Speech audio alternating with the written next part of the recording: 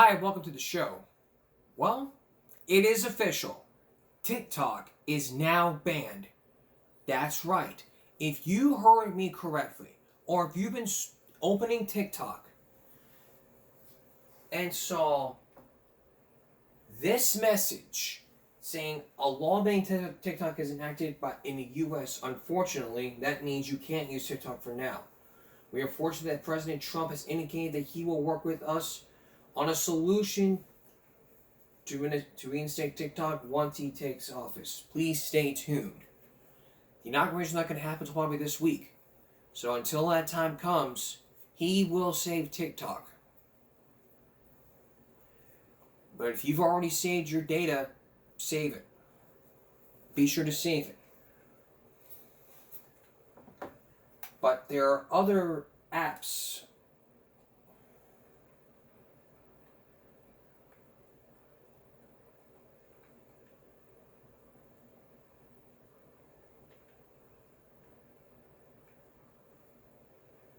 that you can use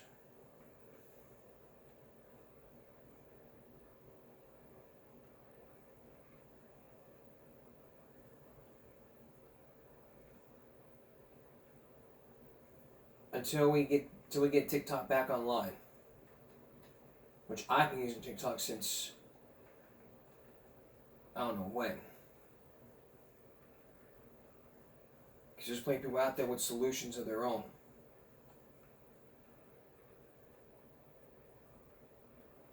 Like I have a video here somewhere.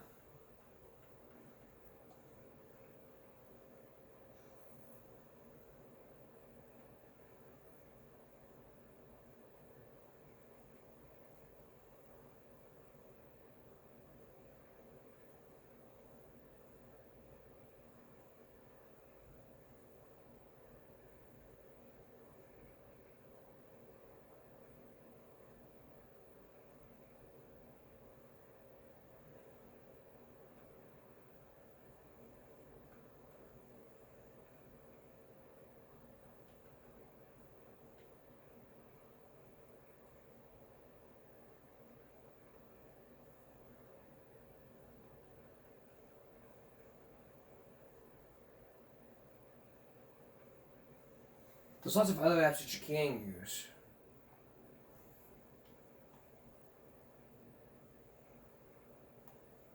Bipartisan legislation to ban TikTok from operating in the United States. Could TikTok be shutting down forever? U.S. officials are worried that TikTok, owned by the Chinese company ByteDance, will give China access to all our personal data. If this sounds familiar, it's because we unsuccessfully tried to ban it before for the same reasons. But after TikTok admitted to spying on U.S. journalists last month, President Biden banned federal employees from using and downloading the app on federal devices. Now Congress is considering once again a total ban for everyone in the U.S. TikTok, for its part, has been trying to reach a data protection model the U.S. would be happy with. They claim they've already spent over $1 billion to ensure that users' data can't be accessed by the Chinese government. But some politicians remain unconvinced, so a congressional committee is trying to give the White House the power to ban TikTok completely. But that sort of open internet restriction is highly unprecedented, and many question the implications. Do you think a ban is too constitutionally questionable to happen, or will YouTube Shorts take the throne? Let me know in the comments below. Bye. Well, let's check out the comments section, because I know 6.7 million people have commented. Do it. Ban to oblivion. Social media should not be allowed on federal devices at all, period. It's a security risk asking for a breach, and it's downright stupid. I'm happy for TikTok to get banned. Wish Canada can do it too. It's more of a restrict act itself that I'm concerned about. It literally gives the Secretary of Commerce the power to throw anyone in jail for up to 20 years. And issue a fine of $1 million for any number of reasons. The kicker, you can't be sure that they're actually jailing people for the reasons. Restricted freedoms in the name of freedom. You can't steal the data of U.S. citizens. That's our job. Twitter, Facebook, Google.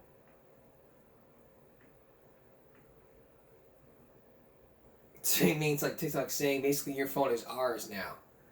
If TikTok gets banned, everyone will just move to YouTube Shorts. But there's other social medias you can do. If you have Instagram, you use Instagram. There are other TikTok similarities. You can use Rednote, or you can use Clapper. Clapper and Red Note are very similar. If you use both of them, if you use one or two of them, then you may be then it may work out. But if you use Lemon 8, you can only record 60-second videos. So which one do you recommend? You might ask. I'd recommend that you use Clapper. If you use Clapper, you can record longer videos. But if you use Lemon 8, you can only record 60-second videos.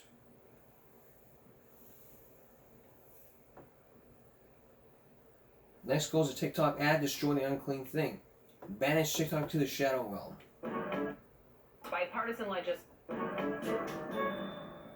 Bipartisan legislation to ban TikTok from operating.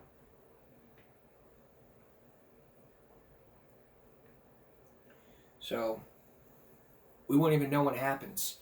But Trump is expanding to put the ban in place for 90 days straight. But what will we know then? Well, until the ban comes in place, we'll let you know what happens. But in the meantime, there are other devices you can use. You can use Facebook, Instagram, YouTube Shorts. Those work out good. Very similar to TikTok, but very different. Second Look Saturday. A little something I came up with. We're going to take a second look into the issues we've talked about, and then we're going to raise some common sense. We'll do that next. Stay tuned. The school lunchroom. It's a kids where the school lunchroom. It's a place where kids go and eat their lunch, often eat their breakfast. But could you ever imagine, as a student, looking at that plate and saying, "Ugh, this is so disgusting"? It's probably one of the reasons why you kids out there are going to McDonald's instead of eating that school lunch that the school lunch ladies work so very hard for. And believe me, I will tell you this, when I was a kid, that's what we had. That's what we had for lunch. We didn't go to McDonald's, we didn't go to Long John Silver, or any place. That's processed foods. Processed foods can cause dementia. Yeah, we'll get into that in a little later. But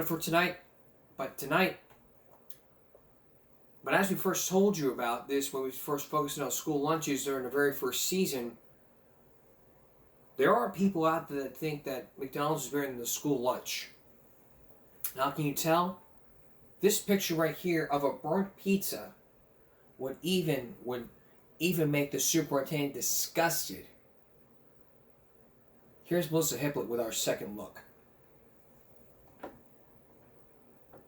They're awful. Pictures of burnt pizzas and something so charred it is hard to identify filled Beth Paulette's camera roll. What is that? Those are the ribs, supposedly. Paulette says her sons first showed her the pictures of the cafeteria food at King and Queen Central High School on Monday, and other students confirmed their story. It just looked so unappetizing. I could not even bring myself to even try it at all. We brought those concerns to Superintendent Dr. Stanley Jones, who was out of town but spoke to us over the phone. Would you want the children here eating food that looked like that? Or being served food that looked like that? Jones admitted there is a problem and confirmed the head of food services for the entire school system was suspended a couple of weeks ago. If an employee is suspended, generally going to be related to performance. I have an email that But we talked to that suspended employee, Suzanne Gilbertson, and she says none of this is her fault. my cafeteria employees have always been told if you're not going to eat it, don't serve it to the students. Gilbertson says the superintendent put someone in charge of the high school's cafeteria a few months ago, and she says that person is not properly trained. On top of that, Gilbertson says these emails show that she reached out to Dr. Jones about the issue, but she was told she did not have any authority over the new manager. I was advised that these employees, they don't report to me as they report to human resources and to the superintendent. Now, the superintendent also told me he expects his food services employees to work together as a team, and if they did, this issue wouldn't exist. He said he would address the overcooked food with his staff immediately. As for Gilbertson, she plans to address the school board with her concerns at their next board meeting. Working for you tonight, I'm Melissa Hippolyte for And I will tell you, if that ever happened to me, I want to go posting on social media. I will report it to the cafeteria staff, to the head of food services, and say, hey, this is what they're serving us, and I wouldn't say you're not doing better. Could you please? I would ask if they could take a look at it. If they say we can do our best, then they'll do their best, and they say no, we cannot, then no, they can't. You got to be patient when it comes to stuff like this, And hey, look, I get that you don't want to eat the school lunch. It tastes like crap. It tastes disgusting. I get it. We live in a day of time to where, people just get in their cars and then go to the food places, which is a huge safety issue or safety concern. But no one wants to get hurt.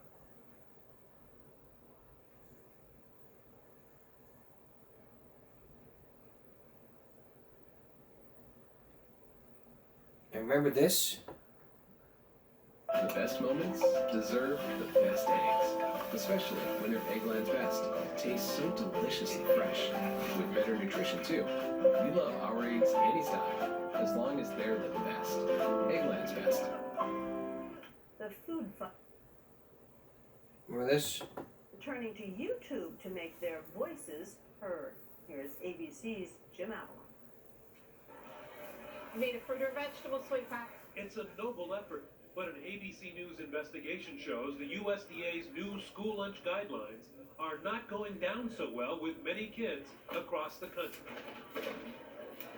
America's public school students protesting the new federal war on child obesity with guidelines promoting smaller portions, fewer calories, less meat and cheese, and more fruits and vegetables, all aimed to control obesity, which kills more Americans than any cancer. Some of the protests hit the internet in dramatic fashion, like this lunchroom revolt. Give me some seconds, I need to get some food today. My friends are at the corner store getting junk so they don't waste away. Students at this Kansas high school creating a viral video protesting the new calorie-cutting menus in their cafeteria. The new rules limit elementary schoolers to 650 calories, 700 calories for middle schoolers, and 850 for high schoolers. It's roughly the same amount of calories, but it's a different mix of how you get to those calories, and we think it's based on the science is a more nutritious mix. But the result of all that healthy food, say many parents and kids, is a dramatic increase in plate waste. Sometimes the food is just nasty. In fact, the only known study of food waste under the new guidelines contains a startling statistic. Kids are now throwing away twice as much food as last year. You just plop the vegetables and plop the fruit there and don't do anything else. Waste goes up. Waste goes up about 97%. We visited a school in suburban Chicago just this month where middle schoolers analyzed their lunch waste and were shocked to find 46 boxes of unopened pears. They're all unopened, totally unopened. The week before, all 111 vegetable containers served were thrown away. Schools tell us that they're seeing a 50% increase in the amount of lunchroom trash. It's just too healthy almost. I try my hardest, but it does not work. Angie Reynolds at Virginia's Holston High School says kids are bringing their own and only take the fruits and vegetables when she forces them. They complain the food is tasteless. A lot of it is going in the trash. The secret ingredient, perhaps missed most by the students and even the lunch ladies, is so secret it's hidden way back here in the supply room behind a locked door and underneath one of the boxes. That ingredient? Salt. The new school lunch rules place limits on salt, ketchup, and sugar, flavors kids crave. The first rule of food is that nobody's going to get any nutrition out of it if you don't eat it. The trash can does nothing for your nutritionally. But the USDA says it's working in some schools. We're seeing elementary school children probably more receptive to this than high school students, which is understandable because high school students have gone through perhaps 10 or 12 years of schools with a different sort of formula. And that Cornell study finds there are creative ways to cut down on plate waste, that by moving the healthy choices to the front of the buffet and making up names for vegetables like power beans or X-ray vision carrots, plate waste will drop dramatically. That's what makes all the difference in whether it's eaten or thrown out. Oh, they love salad. Moves that could help the modern-day lunch lady cut down on plate waste and America's kids cut down on childhood obesity. For Nightline, I'm Jim Avila in Bristol, Virginia. Oof, stop paying for that old... Now, if you remember seeing Super Size Me 20 years ago, there was a school in Wisconsin that came across a program. No frying, just baking, with a lot of fresh fruits and vegetables. No meat. I would show you a clip, but then I would get demonetized for showing that clip. So what's the common sense here in the situation? Well, you're about to hear a mother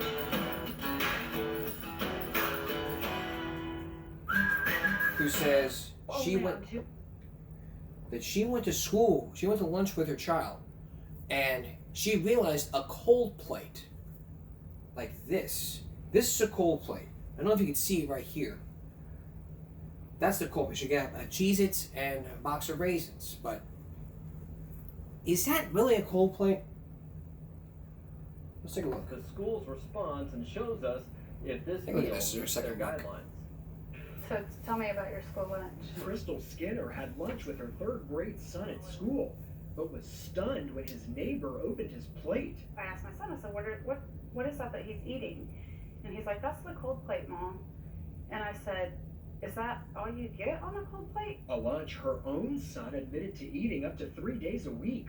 Her first thought? Where's the rest of your food? USDA guidelines sets out that you're to offer a half a cup of fruit, half a cup of vegetables, a half a cup of grain, a whole cup of meat, and a cup of milk or juice. Coweta Public Schools Director of Nutrition explained their guidelines. So they could take a fruit, a milk, and a juice, and it'd be 3 out of the 5 and still qualify as a reimbursable meal. We sent the picture of this lunch to registered dietitian Dr. Jennifer Jackson.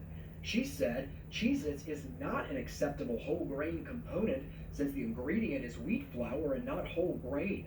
However, she went on to say that yogurt is an acceptable meat alternative. Looking at this picture, you have the grain, a vegetable, and a fruit. But wait a minute. The box of raisins in the picture is only 1 ounce. To get a full half-cup serving of fruit, the school would have to put 4 boxes of raisins in the plate. I just don't think they're putting enough time and effort into what they're actually serving the kids. Like, they're just trying to follow the guidelines and just throwing stuff in there. Coweta Public Schools stands by their claim that the lunches meet regulations, something Skinner doesn't argue with, but wishes something could be done. I was unaware that this was going on at the school, so that's what hurt me. Because if I knew, I would have been sending a lunch to school with him every day. In Coweta, Travis Guillory, 2 Works for You. Want to pay less to get your taxes done for you? We'll beat your tax pros price from last year. Okay, well, I get it. You know, guidelines, laws, I understand, but, you know, rules are rules. It is what it is. That's just all that is. That's just all I gotta say here. Coming up, a school that faced a lawsuit because of one video and a news article and a violation of free speech. Our second look continues when we come back. Stay with us. Victory Prep Charter School. One of those charter schools that spends less money than the public school system. Less than the public schools. You heard that right. But something happened years ago. Something happened over 5 years ago that would even make people have people stunned at what happened. If you even heard about this issue of a victim prep charter school facing lawsuits because of violations of free speech, you may have tuned into one of our broadcasts years ago. But what you may have not seen was this video. You saw a portion of it, but the full video was released by the Denver Post. And Joel Flores was The newspaper was a Spanish language newspaper, and they wrote it, and the school banned them. So here's that full clip, and then we're going to find the news article, and we're going to find the news article for our second look. If you're confused or not happy, just trying to get everyone to vote too. Nobody's doing that so far. Yeah, I don't know. So what I would recommend at this point, this would be my thought, okay, for you guys, being that everybody's upset, everybody's a little trying to figure out what's going on, and I totally understand that, is to head home now, call, make an appointment with the principal. Give it a little bit of time, you know. Go make an appointment. That way, if you want to do it in a group, if you want to do it individually, you know, and that way, if you guys want to get together and then, you know, figure out how you guys want to handle this, and then that way you can talk to them. And we're wondering if he's willing to have a parent conference all together with him, because it's not fair that he's not giving any explanation or coming now and talking to him. And what I can do is we can talk to, we told him we're going to go back and talk to him, you know. As a parent, we have the right to request a meeting. Sure. All the parents Sure. together and say And I don't think, yeah, and I agree with that, but I don't think right now he can do that right now. So that way, that he can try to figure out what's going to be the best time to do that and meet with all of you guys. He could come out and talk to us. He's just sitting in his office. And like I said, I don't know his schedule. I'm just. He's not choosing not to, but he has to face us. I understand that. I want you to let him know that as a parents, we have the rights, and we He know knows. that these are He knows. rights. I know because I used And to work I'll in let the him, school. and I'll let him know that you guys want to talk to him, you want to talk to him as a group, Yeah. and that way, maybe he can send something out, you know, like I said, either as a, We're gonna wait for him right here. but unfortunately, you can't wait right here. We have to, because we have to have it. Because I'm just gonna let you know right now, if you don't leave, he's gonna press charges. And then everybody's gonna be arrested and ticketed. Do you think it was wrong, you that you know law and you work? You that you know law and you work. Do you think it was right for him to suspend us, as he's saying? And I don't know, like I said, I wasn't here when all that happened, so I don't know what the school policy is on any of that stuff. That's why, you don't even know what happened. They were here, they're telling us, so we Right. wanna hear the principal's part. We wanna hear him before we decide. Right. Cause we know we have the right to decide with our families, but we wanna hear him, what happened, what's going on, what's his decision, what he wants us to do, what's gonna be the rules. We wanna talk to him. He should come out and face us. There's always two sides of the story. You're right. Is there any crime in protesting and hearing and speaking out our voices? But you can't do it on property. Vamos a pasar más adelante a meterle una demanda You can si nos va a protest, echar you de can aquí a assert your rights, you're right, but you can't do it on school property. No, Yeah, as long as it's peaceful, you're not blocking traffic, and you're not blocking entrances, yes, you're totally legal to do that. And we wouldn't stop you from doing it. So, but unfortunately right now, and what I will do is I'll pass that.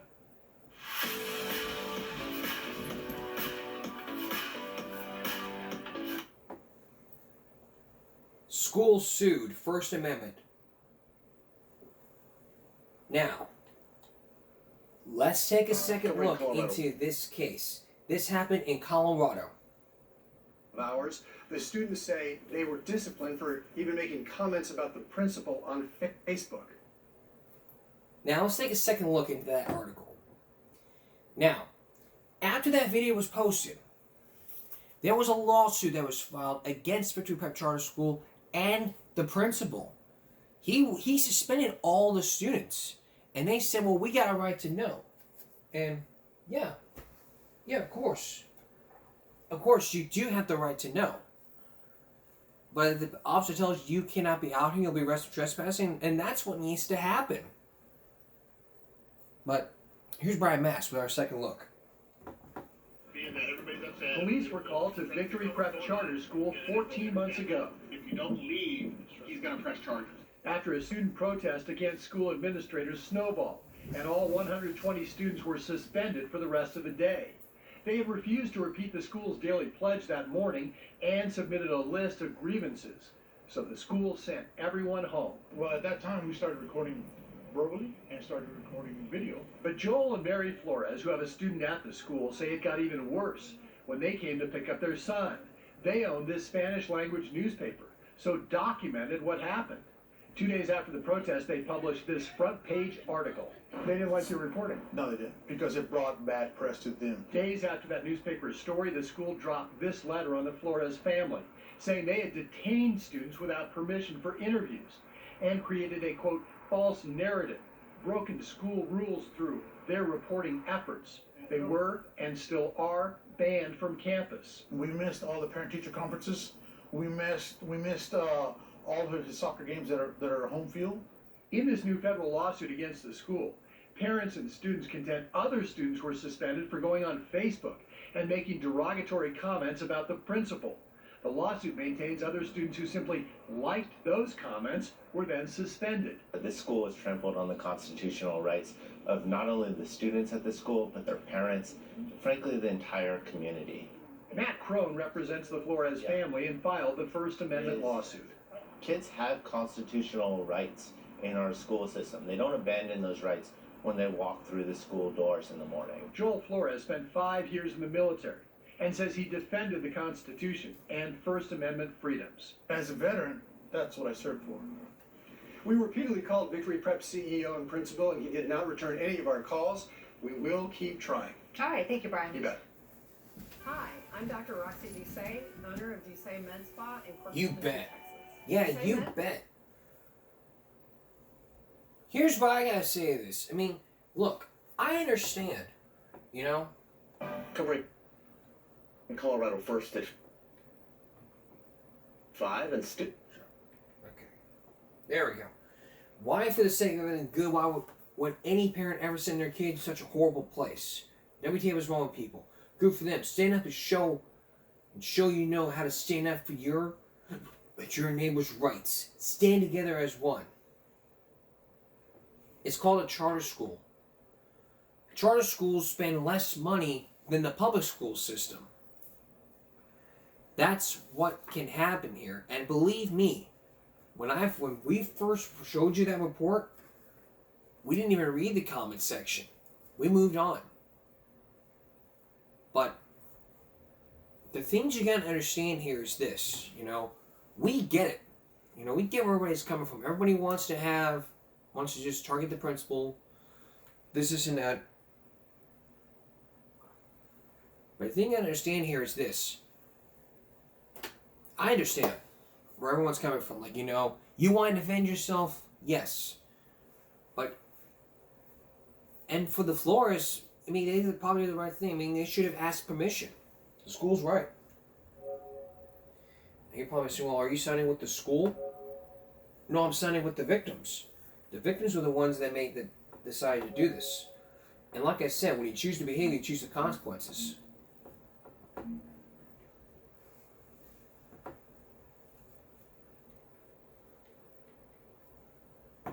That's what can happen. If you choose the behavior, then you choose the consequences. What was your first job?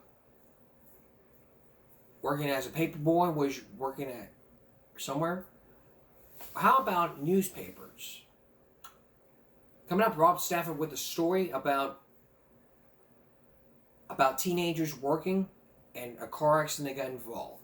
Please stay with us. Welcome back. What was your first paying job? Cutting the grass, summer internships? You earned some money? You learned there into responsibility? Well, for the kids you're about to meet, they worked very hard to get that minimum wage. And as you're about to hear from these kids, they didn't get their full minimum wage and it cost them their lives. As we first showed you, when we first played you this story, years ago, a few seasons ago, they were promised minimum wage. But what they got was a cost of life. Here's Rob Stafford with our second look. This is NBC5 Chicago. Police say the tragic accident was caused by reckless driving. They say the driver was trying to... The report on the news of a deadly Wisconsin van crash told only part of the story. 7 lives lost. Passengers in a van packed with 14 young people. But this was not a joyride. They were not out drinking, they were working. Traveling door to door, selling magazine subscriptions. You may have seen kids like them in your neighborhood. On this night, police say their driver did not have a license and tried to switch seats with a passenger. It finally hit me. 6 of my friends were dead. And the 7th one died when I got home. By the time she heard the news, Devin Knox was safely in her motel, but she'd been part of the same traveling crew. Could you have been in that van that day? Anyone could have been in that van. But why was anyone in that van? Why did they sign up to sell magazines door to door? Devin Knox says she was hoping for travel, adventure, and money. The lure is so strong, some young people join without even telling their parents. Others have parents who don't object. But what too many of them say they find is not a glamorous life on the road, not a big paycheck, but long hours, low pay, and even danger. Now, some of these young people may have an axe to grind, but the stories you're about to hear are consistent and disturbing, and are now the focus of both state and federal investigations. It all began for Devin Knox when she spotted this ad in her local newspaper. Rock to work and roll to the bank, it read. High pay, casual working conditions, and coast-to-coast travel for the adventurous type. To Devin, just a month out of high school, it was irresistible. Did it sound exciting? Oh yeah, it did. It sounded so really. Honestly, it did. It was just kind of like, you know, I heard of all the places that they got to go, and I was like, these are places I want to go. Here's how it works. Managers who recruit the young people provide vans for transportation, plan the route, book inexpensive motels, and take in the money. In return, the young sellers earn a commission on each subscription. I still have that card that Jessica gave me. Devin's boyfriend, Adam Stem, like some of those on the cruise, had been in trouble with the law at home. Selling magazines was a chance for a new start. He joined the magazine crew and sold for 9 months. Devin worked there 5 weeks. Both say they enjoyed selling subscriptions at first, but soon learned it had a price. 13-hour days on the road, 6 days a week. Exhausting, but not illegal. The door-to-door sales business is exempt from federal minimum wage and overtime laws. And since both Devin and Adam were over 16, there were no limits on the amount of time they worked. I honestly think that it's a scam. Devin says most nights there were 3 to a motel room, and those who made the fewest sales that day slept on the floor that night. And they say the crew manager tightly controlled the money. Adam told us those who sold enough subscriptions were given $15 or $20 a day for food, but those who could not sell received even less. Sometimes people even got $7, $5 a day. I mean, how do you eat on $5 or $7 a day? You get what you can, and then what you don't have, you usually borrow from one of the girls or another crew member, or you. Sometimes I've even seen people steal their food out of the gas stations. Some of the crew members who weren't making any money would steal food. Oh yeah, I've seen that. Oh yeah. It's just a contest order? We spoke with another former salesman who says he worked for 4 different companies. Doyle Weber also described the tremendous control the managers and the crews he worked for had over their sales agents, deciding how much they eat, how much they sleep, and how much they make. You're like programmed basically, you know, to a certain degree. It's, you have to do this, you have to do it this way, and, you know, it's set routines and, you know, don't screw it up. The stories these 3 young people told us on camera are consistent with what others told us off camera, as well as affidavits and statements collected by state investigators after the accident. It is all stunningly similar to the stories NBC News first heard about these traveling sales crews in 1986. Back then, former salespeople even told us about physical abuse by some of the managers. The way you get thrown around like a rag doll. Congress held hearings a year after our story, but did not pass any new laws. And now, more than a decade later, Adam and others we spoke to said they have seen some managers abuse their young crew members. Sometimes they'll grab you and yell at you and get in your face, and then sometimes choke slam you at that. Choke slam? Yeah. What's that? That's where they lift you up by your neck and slam you on the ground, or slam you up against the wall, or slam you on the bed, or whatever. In his 9 months on the road, Adam says he saw it happen at least 10 times. Industry spokesmen have denied that managers are physically abusive. In a letter to Dateline, a trade group told us it always stresses its members should abide by the law. The letter also says there are many hardworking people in the industry who follow the rules and conduct business in a responsible manner. We wanted to find out for ourselves what young people still on the road would say about their jobs.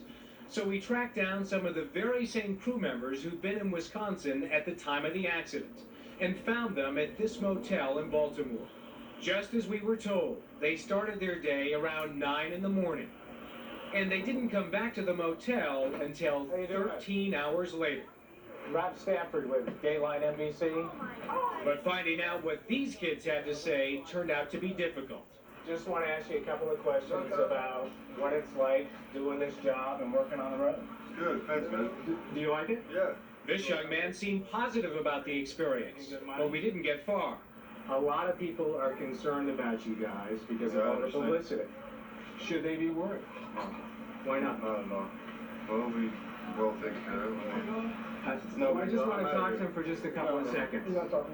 Why not? Why can't we talk to these guys? Everything's good. Yeah. Almost from the moment we showed up, the group of mostly teenagers was ushered inside and away from our cameras.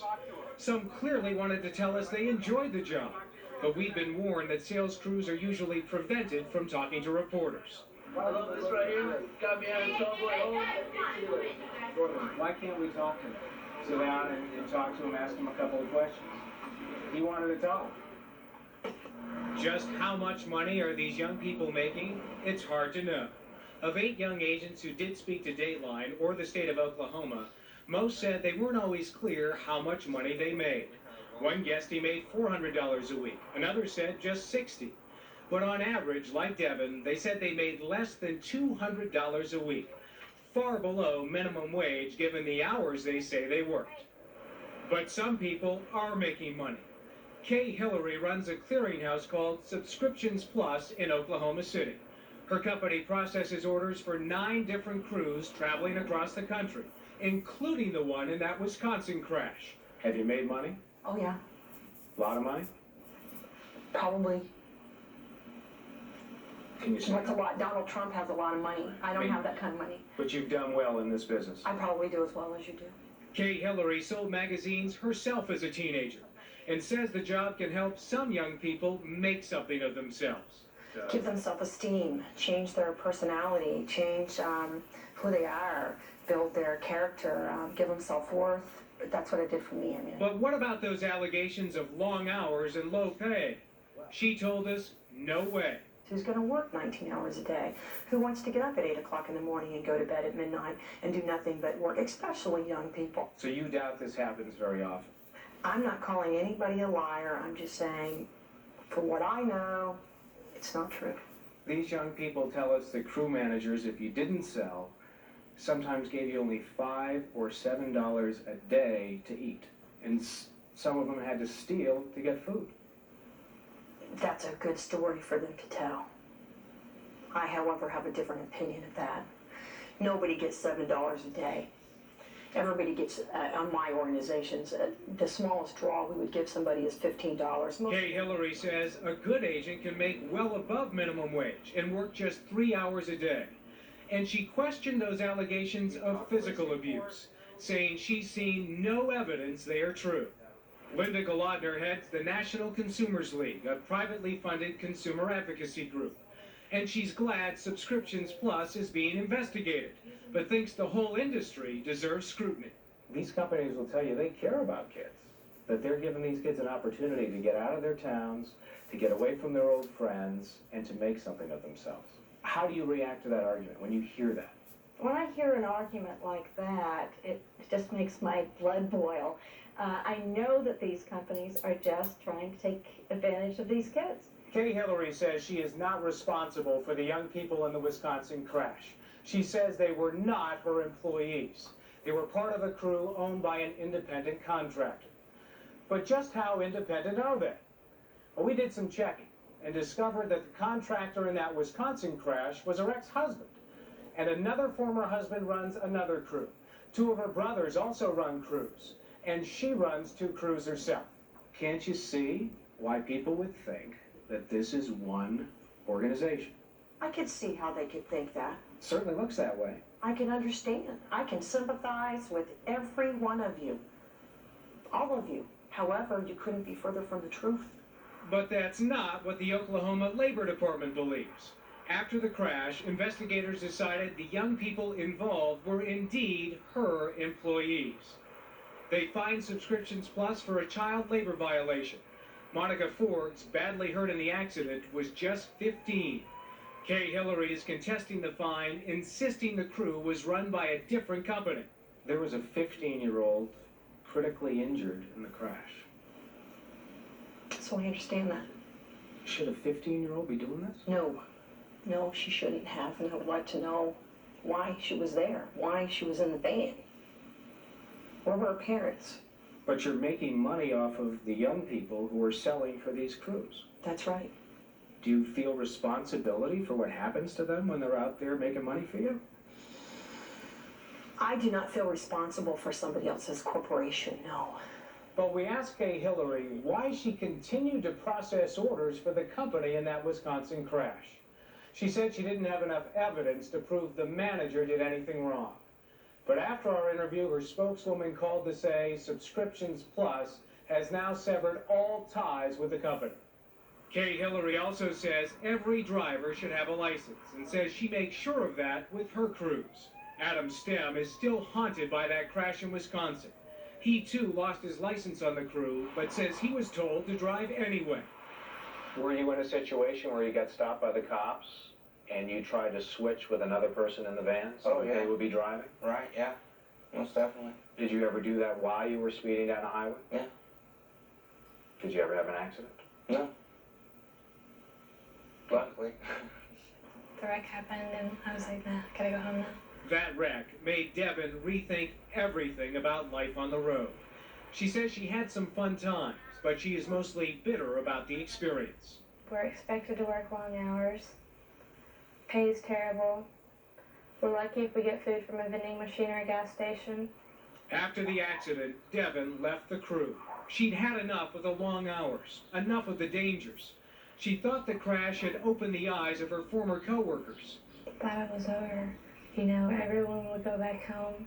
But she was wrong. Last time we saw them, they were back on the road. The driver of the wrecked van pleaded guilty to 7 counts of vehicular homicide. He'll be sentenced next week. A trade group that represents magazine publishers says door-to-door sales account for just 1% of all subscriptions sold. It also says it cannot control whether businesses that organize traveling sales crews follow the law. Okay? Where's common sense? Here's what I have to say. Don't drive without a license. If you are aware that this person's driving that his or her license is suspended, and they tell you, do not tell them to go drive anyway, switch seats. No, sweetie. No. No, sweetie. You know what? Amy, whoa.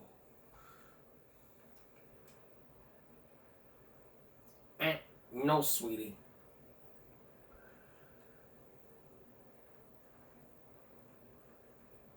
Try nature. I want Amy Wall to say, no, sweetie.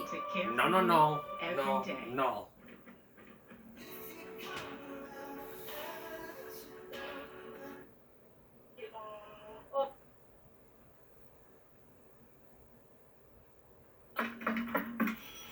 Just wait till I get inside. Aha! What are you doing home so early? Oh, you know what you're doing. No, sweetie.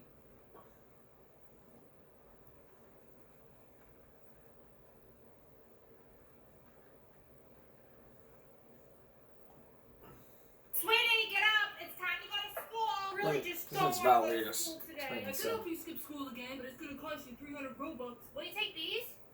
Yeah, that'll work. Tell Mom there's a huge blizzard outside, and tell her to turn on the news. I'll take care of the rest. Okay, I will tell Mom now. Mom, we cannot go to school today. No. No, sweetie. No. You may think it's funny. I don't think it's funny. I don't think it's funny to be driving without a license. You think it's cool to drive without a license? Because, oh, you played Grand Theft Auto? You learned that shit from Grand Theft Auto driving without a license? Yeah, drive that license in jail, bitch.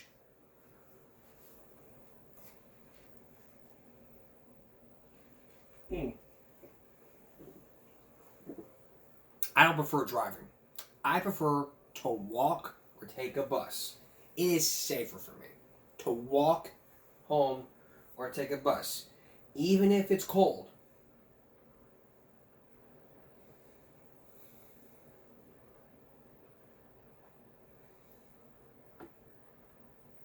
Even if it's cold, I don't care. The law's the law. If you break it, you go to jail. It is that simple. It is just that simple. Don't violate the law. Don't ever violate the law, ever, ever, ever. Next, as a teacher, how would you feel about if you were teaching and you allowed students to use profanity in a school play? Well, for our teachers you're about to meet, it's what happened. You'll meet the teacher and see the videotape and hear the audio tape as our second look continues when we come back. Stay with us. Sex, drugs, violence. Just a few of the things that teenagers have on their minds. So imagine as a teacher saying to yourself, how can we combat this? What can we do? Well, I'd have the students listen. What happened next would even send the whole community, yet even the whole school district. As we first showed you last season, it was either profane or profound. Tonight, you're going to hear once again from the principal and from that teacher who is now fired. You'll also hear audio tape from that principal. And you get to hear some of the students and hear scripts from that play, which they did. We must warn you, the words you're about to hear in that play is very explicit. Here's Bob McEwen with our second look.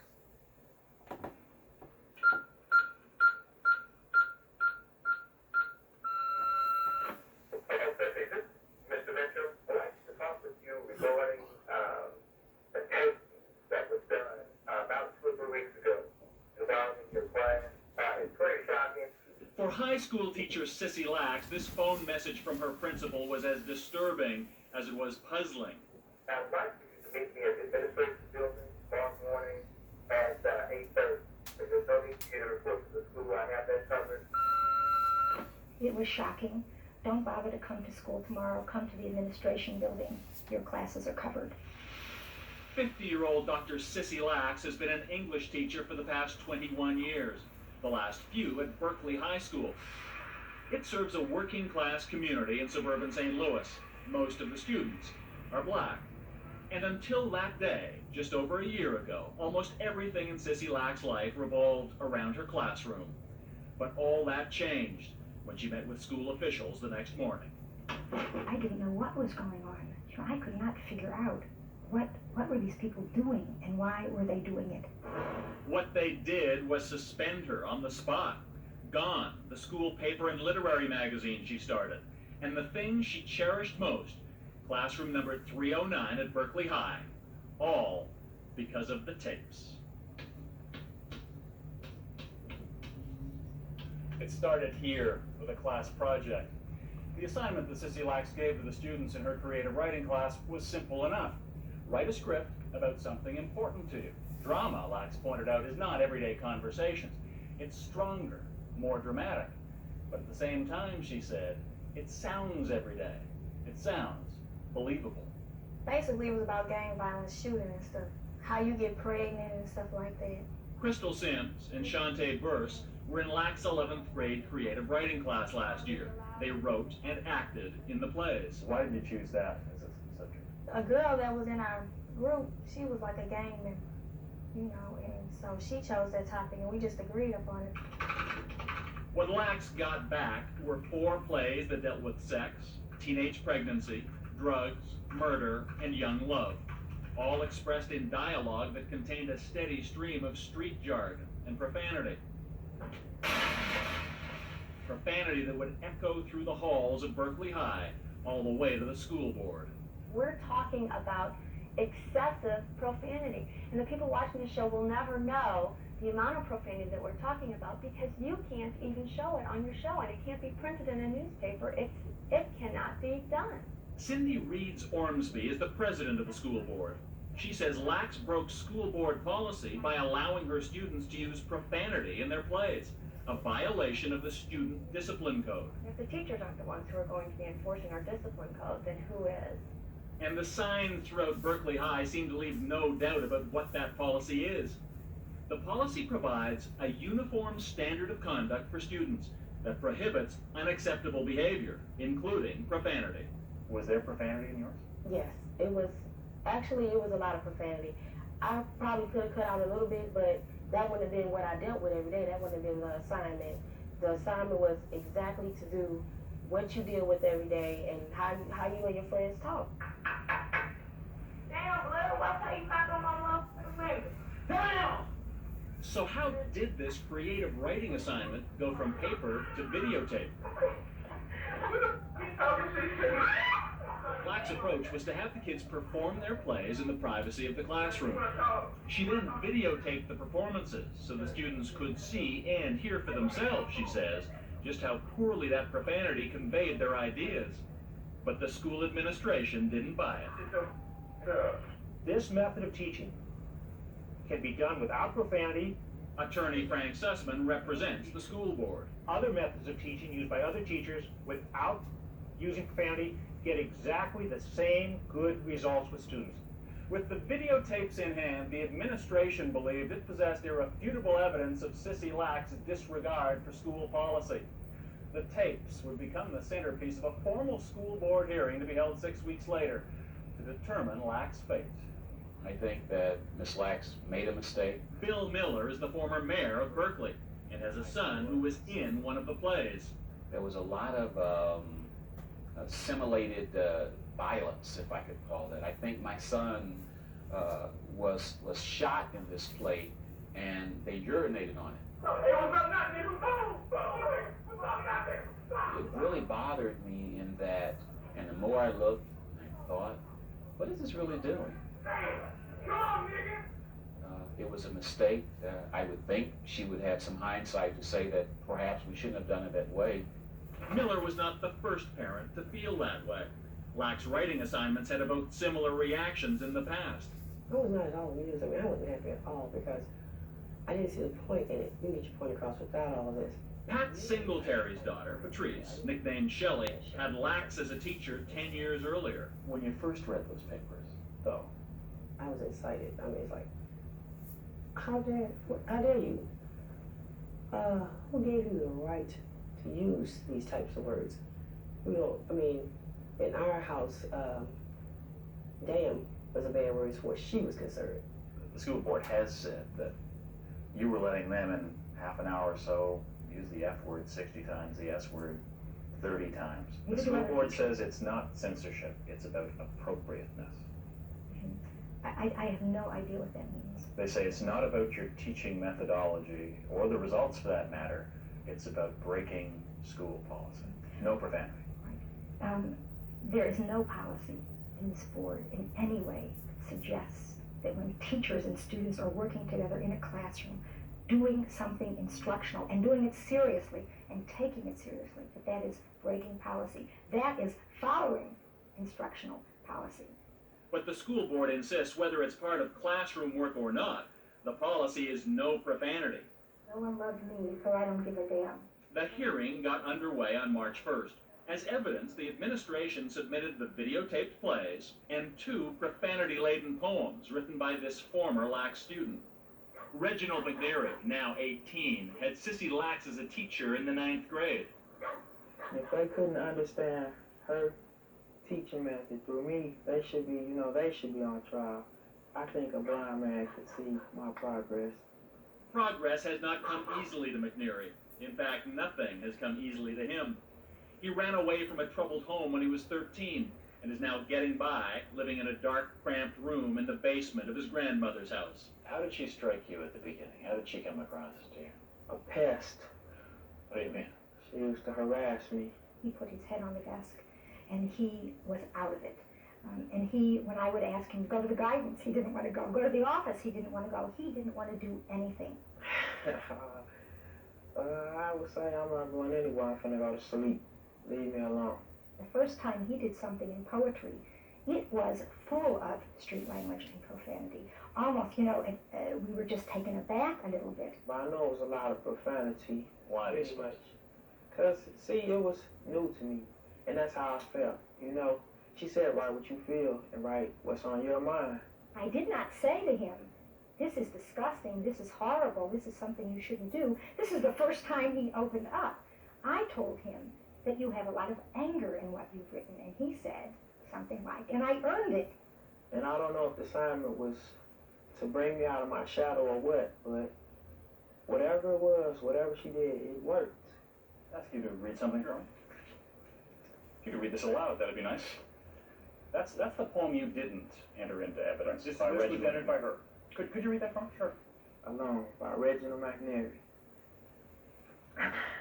I'm all alone in this world today. No one to laugh with, no one to play.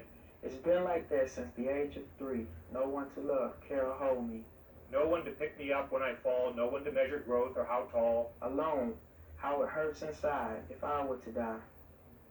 No one would cry. I never gave a damn about any other. I love my shoes more than I love my mother. You might think I'm the devil or call me Satan. I have no love in, so full of hating. I guess that's why I have low self-esteem. The only time I show love is in my dreams. What do you think of that? I think it's a wonderful poem. Written by the same young man whose poem you used absolutely to prosecute Sissy Lax. But I do not draw the conclusion from all of this that had he been told that he could not have used profanity in the earlier poems, that he never would have been able to write this one 3 months later. If she had said for that first assignment, write what you want, but don't use any profanity, I wouldn't have did it.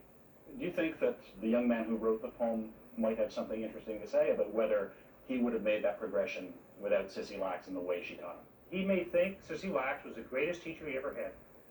That wouldn't surprise me. But so what?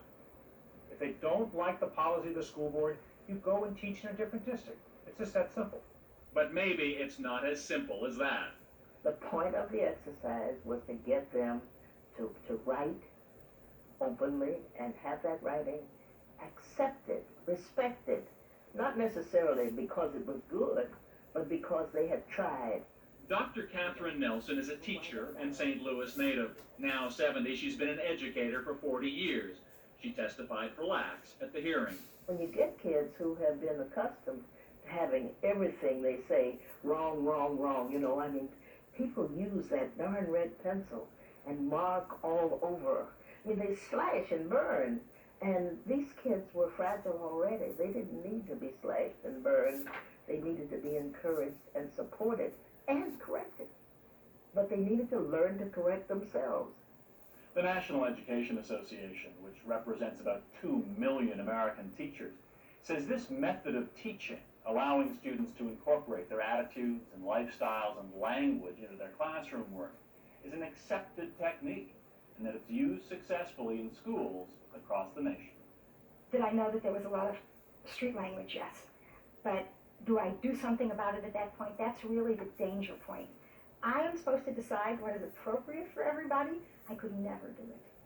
And if I did it, it means that I, as a teacher, would be letting every single student know that what I think is right is right. The way I think you should do something is right. My view of the world is the view that you should have. Who ever heard of such a thing? I come in and do that, and education is over. And if students use those same words that are in those scripts in your classroom, what would you do? They're out immediately. No question. They know it. So our top story tonight at 10, an area teacher is fighting a safer career at this hour. After 5 days of testimony from both sides, the school board had heard enough. Board members deliberated and quickly reached a verdict. Sissy Lax was fired. I think she needs to be executed. She does not need to teach in anybody's school. It seemed Lax had broken the rules and paid the price. Case closed. In fact, the real controversy was just beginning. That real controversy is just beginning. When we come back, we'll have more of that story. But what's going to happen now with Sissy Lax? When we come back to the conclusion of the story, how would you react if you were in that person's shoes? Please stay with us. I've said it before and I'll say it again. Inappropriate language is not allowed anywhere in any school by any person, student, or staff. It's unacceptable. Very, very unacceptable. Bad language is not supposed to use in school environment. Just as simple as that. Students, teachers, no one's supposed to use bad language around here. Don't matter. But for Sissy Lax, she was fired. What happened next would even stun everybody. Bob McEwen has more. Bob? I don't think that it was just the profanity thing. I think certain people didn't like her, and they wanted her out of the school anyway. Crystal Sims and Shantae Burse were both students in Sissy Lack's creative writing class and appeared in the controversial videotape.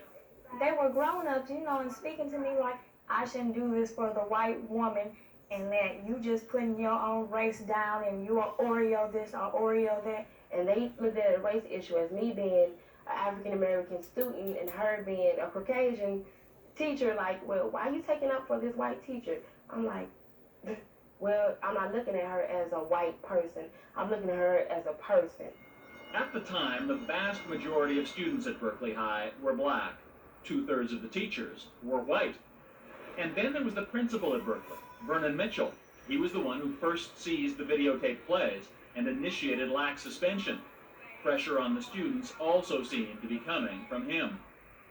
Consider this tape, recorded by Principal Vernon Mitchell himself. During his own investigation of Sissy Lax, Mitchell questioned the students who'd been involved, characterizing their behavior in these racially charged terms. When I look at that tape, I see black students acting a fool, okay? And I see white folks videotaping. School Board President Cindy Reeds Ormsby. Do you think that Mr. Mitchell was justified in saying that? I think he was emotional, and I think he may have made a mistake in that, but, it was done. I don't think it contributed to the outcome of the hearing. So. If I told you that we've been told Mr. Mitchell contacted other students in that class and advised them not to speak at the hearing on Sissy Lack's behalf, what would you say? I would say that if he did that, that would have been wrong and would have been a mistake. Mr. Mitchell, the principal here, he called my mother and he told her he didn't want me to testify because he felt like this was a case closed, but she was fired. That was the end of it. So Mr. Mitchell called your mother to discourage you from appearing at the hearing? Yeah. Because I guess they felt like she wasn't meant to teach here because of that. But isn't that what the hearing was supposed to determine? Right. That's the part I didn't understand. Principal Vernon Mitchell would not comment on whether he called parents to intimidate students and declined Dateline's request for an interview. We also wanted to ask him about another videotape, one made 2 years before Sissy Lax taped her class. It was a school play in the Berkeley High Auditorium. It too contained profanity, simulated violence, and suggestive behavior. But unlike the plays on Sissy Lax tapes, Principal Mitchell supported this performance. The difference? For one thing, as school administrators point out, there is much less profanity here. Another difference, though, is that this play, applauded by the principal, was produced under the direction of a black teacher. So was the firing of Sissy Lax really motivated by school board policy alone? Did Lax have a history of problems? Was there ever any complaint on Ms. Lack's record in the 22 years she had taught in the same school district? I'm not aware of any. Not a single complaint on her record? Not that I know of. Not about policy, not about curriculum, not about methodology? Like I said before, I'm aware of none. Dr. Catherine Nelson says that race may be the real issue.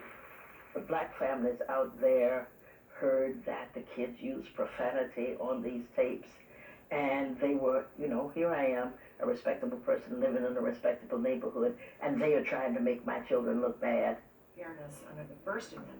It's been about a year since Sissy Lax was fired for allowing students to use inappropriate language in school, which is precisely why we were a little surprised at what we found when we visited Principal Vernon Mitchell's office this past November.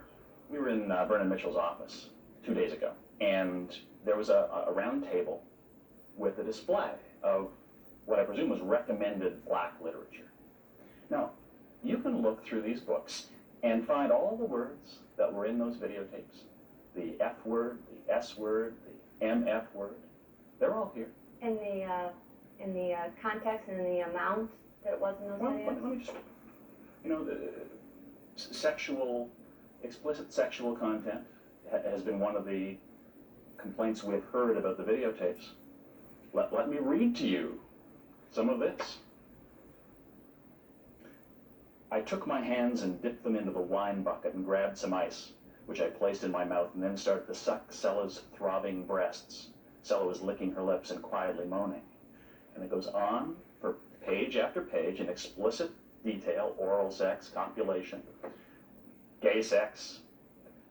This is probably a fine work of literature, but it's being recommended as reading in that school where Sissy Lax was fired for allowing her kids to say the same words that they wrote as part of their class exercise. How do you explain that to you? I cannot explain it. I can't. Your board did the firing. It's your school for recommending this reading. And yeah, I'll certainly look into that. This is the first I've ever heard of it. And she did. In this letter to Dateline, Ormsby revealed the books were displayed by Principal Mitchell and later sold to students at the request of the parent-teacher-student organization. We were told that when the principal was made aware of the language in the books, he removed them, but no disciplinary action was ever taken against those responsible. Sissy Lax says this is further evidence she's been unfairly singled out and worries that her treatment is intimidating other teachers. Teachers are afraid to teach. Students are afraid to learn. Everybody's afraid to express themselves because somebody's going to come in and say, you don't know it. You know it. Now you know it. You broke a rule. You're fired. Well, that is ineffective schooling. It's ineffective education. It's a disaster for public education. I am personally unaware and have not heard of any teacher who has changed anything in the way they teach since this case. But when we tried to talk to other teachers about this, here at Berkeley High and at other schools in the district, they all refused, saying they feel like they're walking on eggshells and using such terms as racial tensions, even a climate of fear. This was one decision that the school board made. And we do not have a history of throwing books out of libraries or burning books or censoring what a teacher does in a classroom. We had a book to read, and it was Huckleberry Finn, and one of our teachers wouldn't let us read it because she felt that it has the N-word in there, and she didn't want to get fired because of it. And I thought about it, and I said, this is affecting a lot of people. But I would take your completely. Do you know that? Even a year later, there is still disagreement. Not only about the effect Lax firing has had on education, but about what really motivated students to use profanity in their plays. So why do you think they chose to express themselves that way over those subjects? Because personally, I think they were probably just pulling the wool over her eyes. They were getting away with murder, and they knew it, but she didn't. Were you scammed by these kids in a way? No, I wasn't scammed. I've always respected my students, and I have not been disappointed. After a teaching career that spanned 2 decades, Sissy Lax is now working part-time for an organization encouraging energy conservation. But she hasn't given up. Lax is suing the school system, fighting for academic freedom and to get her job back. She is supported by the National Education Association and backed by some surprising allies. I was excited. I mean, it's like, how dare you? Who gave you the right to use these types of words? Remember Pat Singletary, one of the parents who objected to Lax teaching methods? Well, shortly after her daughter Shelley started writing with Sissy Lax, there was a dramatic improvement in her schoolwork and her attitude at home. She kept saying how Miss Lax this, Miss Lax that. Everything out of her mouth was Miss Lax. So it's like, yeah, I gotta meet this lady. So Pat did something few of the other parents ever had. She called Sissy Lax. Me and Miss Lax explained her teaching technique to me, of letting the kids do what they felt, not inhibiting them, and the importance of creative writing. So when you're talking about that dramatic transformation, you believe Sissy Lax was responsible for it? Yes. She actually educated me a lot too. Like I said, being a disciplinarian, you tend to be very rigid and you don't see anything but what you say. The change in Shelley made me do a change too. Because I had to see something wrong in me that I couldn't reach Shelley and someone else could. That bothered me quite a bit. But not all Lax former students have fared so well. Today, Reginald McNeary goes to a different high school. He was recently suspended, though, and has had some brushes with the law. Reggie spends more time on pinball than poetry these days, but says Sissy Lax gave him something no one else ever had. Freedom. Liberty to express yourself. You have the opportunity to write about any topic, whatever you choose to. You know what I'm saying? And what was it about the freedom and liberty to express yourself that got you out of the corner and into the group? I liked it because I had never been offered that freedom to, you know, show my feelings in any class. And it kind of woke me up. Exactly, woke me up. Sissy Lax wants her job back and damages. Her suit, which will be heard by a federal court in Missouri in November, alleges she was discriminated against by the school board and that her right to free speech was violated. What do you think? Give us some feedback. If you're over 18, you can call us at 900-678-4622, which will cost you 95 cents a minute. You can also send us a fax at 212-664-3330 or reach us by email. Our address is dateline@nbc.com. We'll have the results soon on Dateline. Now, we probably will never know what happened. But if we had to raise common sense about this issue, it'd be this. I mean, like I said before, inappropriate language is not allowed anywhere in any school district, any person, student, or staff. Very unacceptable behavior. Play an example.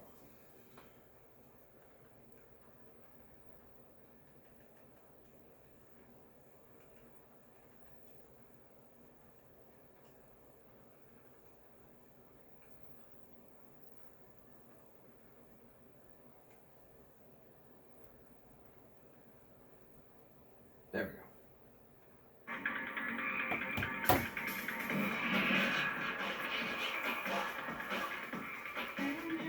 Mr. Taggart would be appalled if me or somebody else disrespected a teacher. Inappropriate language is not allowed in Manhattan at any time by any person, student or staff. It's unacceptable. Here's a write-up. I don't know what it's about. Alex was cursing loud and clear, telling a story, plus continued to curse after being told to stop. She said 4 times. Bad language is not supposed to be used in a school environment. It's as simple as that. Students, teachers, no one's supposed to use bad language around here. This is ridiculous. No. They curse in the class constantly. I get writing up for saying, oh, this has got to be the most ridiculous thing I've ever been in trouble for. It's like she's picking on me for this one. I've never even gotten yelled at for No. Whose mouth did this come out of? Mine. Okay, so who's picking on? She's not picking on you. I wasn't even talking even next to her. She just heard me. You shouldn't say it. It shouldn't be said in the classroom. What is this? A dictionary. And how many words are in there, roughly? A lot. 10,000. Well, I know that you know how to communicate without using bad language. Am I correct about that? Yeah. What do I say to you all the time? Think. Alex, please think. Because when you think, you're a fine young man. When you just do things sometimes, you upset yourself more than you upset anybody else. All right? I'm just going to give you 2 central office detention. But this is the last time we have this discussion in the next 2 years. Last time we have this discussion, all right? Gotcha. Take care. Am I ever gonna curse in school again? Yeah, to tell you the truth, yeah. In that class, probably not. I don't know. Inappropriate language. I mean, I was accused of using profanity. And what about that dirty dancing that was in the report? Well, here's the example. Artful. My goal of every day is to finish all of my work before Dallin gets home from work so I can binge my favorite show. This is at East Providence High. I am going to meet with the dance troupe and take a look at their new choreography that they want to do for the talent show that's coming up. Every year I've got a number of people who complain that the acts were raunchy, and I'm just trying to placate all the parties.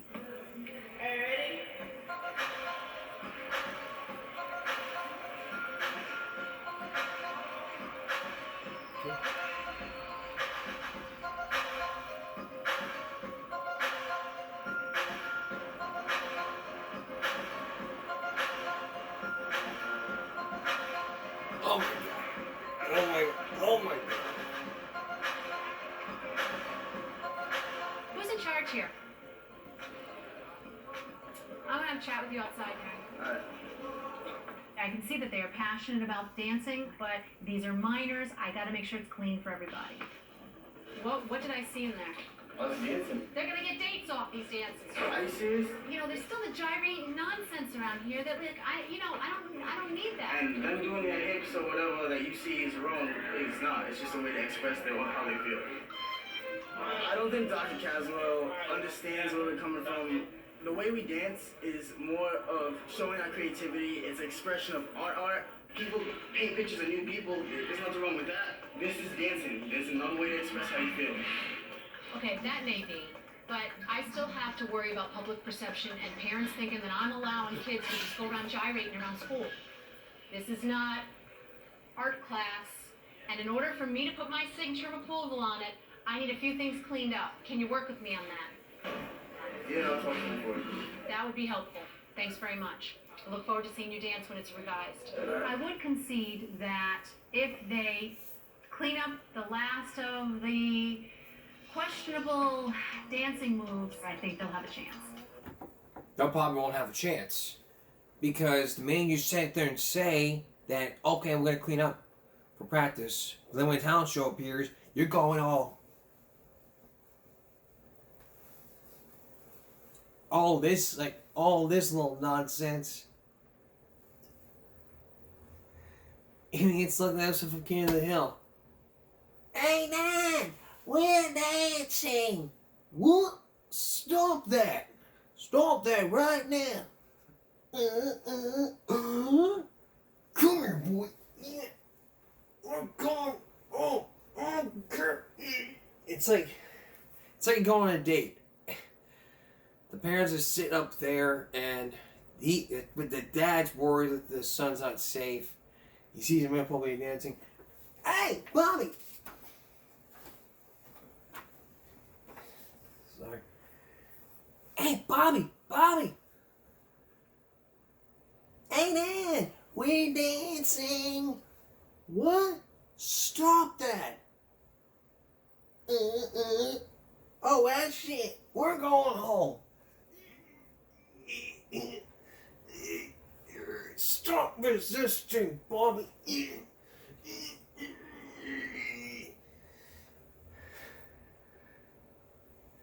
And you tell your wife, like, all of this gyrating nonsense. You see, this is very similar to the case. It is, so. This is the bottom line. That's inappropriate. And if we had time, we would play for you. I would play for you that Dirty Dancing thing. But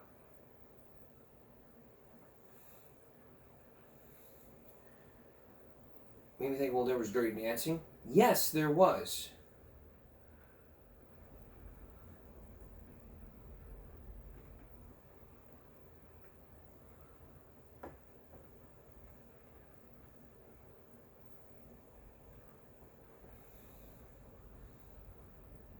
This one, we had time, we play that, but unfortunately, we're gonna save that for next Saturday. That's all for this edition of Give Me a Break Saturday. Going into Sunday, We'll see you again. We'll see you again for Give Me a Break Monday. Monday morning. For all of us here at YouTube, and Give Me a Break. And yes, I did say Monday morning because we've not done a morning show in so long. So we'll see you again Monday morning. For all of us here at YouTube, and Give Me a Break. Stop bullying, speak up. Concentration, not strength. No jaywalking. We'll see you Monday morning. Good night.